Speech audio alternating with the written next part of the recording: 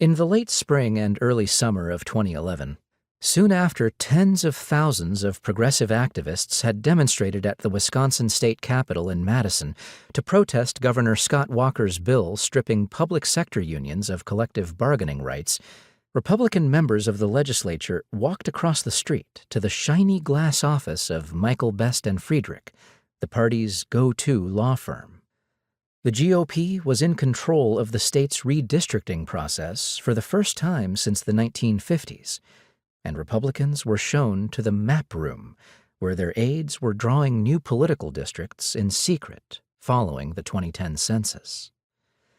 The legislators signed confidentiality agreements, pledging not to discuss the work with anyone, even though the redistricting process was financed with taxpayer funds and maps had traditionally been drawn at the Capitol, not at a private law firm.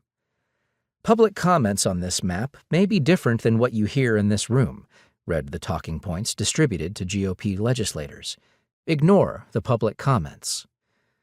The new maps had titles like aggressive to describe how they favored Republicans. The maps we pass will determine who's here 10 years from now, a legislative aide told the Republican caucus.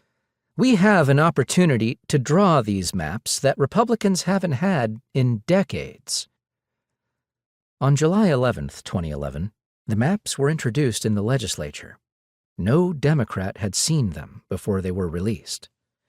There was one public hearing 2 days later, and the reshaped districts were approved the next week on a party line vote. Publicly, Republicans downplayed the significance of the maps. "This looks fair to me," said the GOP state senator Van Wangard. "I don't have anything jumping out at me." But state politics had been transformed virtually overnight.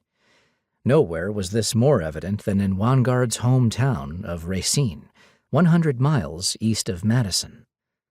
Wangard, a former cop with blonde hair resembling Dennis the Menace, lived on a quiet, tree-lined street in a neighborhood known as the Danish Village for its Scandinavian ancestry and numerous bakeries.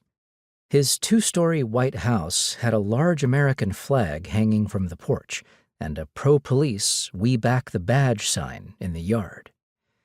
2 houses to the south, his state Senate district, the 21st, abruptly cut off to exclude the rest of the largely Democratic neighborhood near Lake Michigan. It used to be one of the state's most competitive Senate districts, encompassing all of rectangular-shaped Racine County, a 50-50 mix of urban and rural communities in southeast Wisconsin. But the new redistricting maps converted the swing district into one that favored a Republican by 16 points. It was now shaped like a horseshoe, pulling in the Republican countryside of Racine and Kenosha counties while excluding heavily Democratic urban areas, except for the block where Wangard lived.